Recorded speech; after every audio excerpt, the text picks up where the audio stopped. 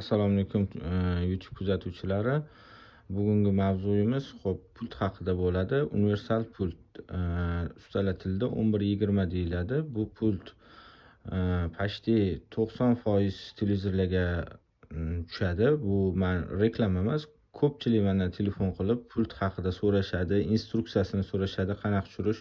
Telefonda gaplashib tushuntirish noqulay. O'shaning uchun magazindan olganinglarda instruksiyasi bor. Mana instruksiyasida yozilgan hamma nimalari, ma'lumotlari o'qib, tushunib qilinadi. Agar instruksiyasini o'qib tushunmasanglar, boshqa bo'lsa, eng oson usul mana shu ikkita knopkani bosasiz. Power va set.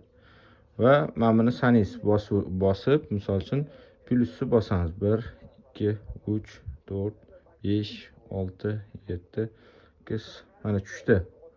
Va ovoz balandlashdi. Setni bosib to'xtatamiz. Yodlab qoldi. Ovoz pasaytiryapti, balandlashtiryapti, kanal alishtiryapti. Endi saqlanib bo'ldi shu protokol. Bunda rosa ko'p pult protokoli bor. O'shaning uchun bu protokol saqlanib qildi. Agar saqlanib bo'lgan protokolni o'chirib tashlab, boshqa televizorga moslashtirmoqchi bo'lsangiz, mana shu ikkita knopkani yana barobar bosasiz. Va 1 2 3 bo'ldi. Yoqmaydi. Bosgan paytimda sulchayni bosilib ketdi, o'chirib qo'ydi. O'chgan holatda televizorni tushirib bo'lmaydi.